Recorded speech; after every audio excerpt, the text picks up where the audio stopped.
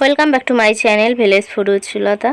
আজকে আমি রান্না করব মিনি কিচেনে কচুর শাক। দেখো কি সুন্দর ছোট ছোট কচুর শাক হয়েছে, একদম তরতাজা আর একদম ছোট্ট, একদম ছোট ছোট গাছ কেবল বেরিয়েছে।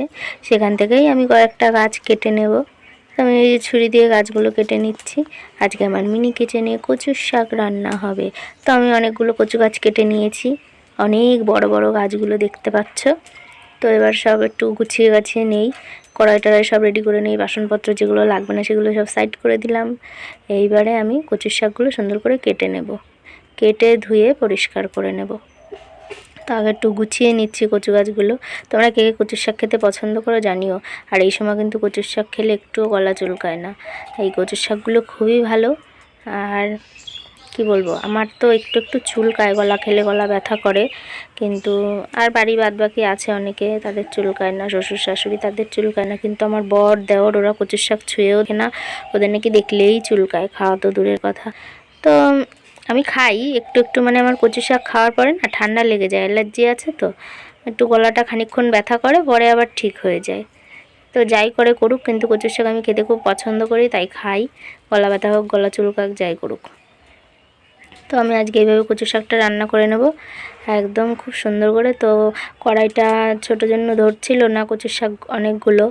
প্রথমে অর্ধেকটা দিয়ে আমি একটু লবণ দিয়ে এটাকে একটু মজিয়ে নেব, নিয়ে তারপরে বাকি অর্ধেক কচু শাক আমি দিয়ে দেবো। ওইভাবে হাত দিয়ে দিয়েছি, আমি কেটেছি ধুয়েছি, তাও একটু হাত চুলকায়নি। এইবারে আমি বাকি আর একটু লবণ দিয়ে এটাকে একটু নেড়ে চেড়ে সুন্দর করে জাল দেব, যাতে শাকটা একদম মজে যায়, নরম হয়ে যায় সুন্দরভাবে, যাতে ভাজা করলে খেতেও স্বাদ লাগে। এই যে ঢাকাটা দিয়ে দিলাম। এবারে আমি মশলাগুলো কেটে নিই।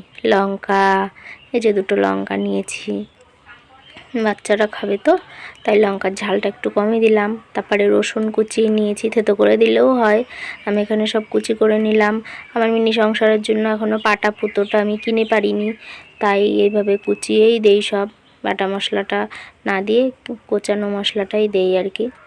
তো এইভাবে কুচিয়ে নিলাম পেঁয়াজ, লঙ্কা আর রসুন। এইবারে দেখো শাকটা সেদ্ধ হয়ে গেছে, এবারে নামিয়ে নিয়ে সুন্দর করে নেড়ে চেড়ে, দেখো কি সুন্দর দেখেছো, অল্প একটু জলও বেরিয়েছে। তো এবারে আমি নামিয়ে নিয়ে ফোড়ন দিয়ে নেব। এই যে কড়াইটা ধুয়ে পরিষ্কার করে তারপরে এই যে একটা লঙ্কা দিয়ে দিয়েছি, শুকনো লঙ্কা, আর এই কোচানো মশলাগুলো যেমন পেঁয়াজ, রসুন আর এই কাঁচা লঙ্কা, এগুলো সব দিয়ে দিলাম। একটু ভেজে নেব নেড়ে চেড়ে, ভেজে নিয়ে তারপরে এই যে শাকটা দিয়ে দিলাম। তারপরে লবণ তো আগে দেওয়াই আছে, সামান্য একটু হলুদও দিয়ে নেব, দিয়ে নেড়ে চেড়ে নামিয়ে নিলেই কিন্তু আজকের আমার শাক রান্না রেডি। ওই যে নেড়ে চেড়ে একটু ঢেকে রেখেছিলাম ওই ঢাকনাটা দিয়ে।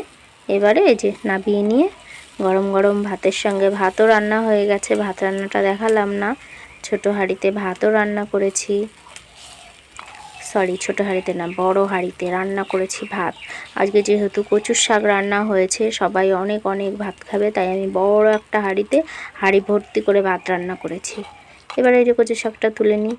খুন্তিটা দেখেছো, আগের দিন মেলা থেকে এনেছি, খুন্তিটা কিন্তু আমার হেভি পছন্দ হয়েছে, কি সুন্দর আর শক্তপোক্ত বেশ খুন্তিটা, একদম নরম নয় আর কি, আর খুব সুন্দর নাড়াচাড়াও করা যায়, খুব পছন্দ হয়েছে খুন্তিটা।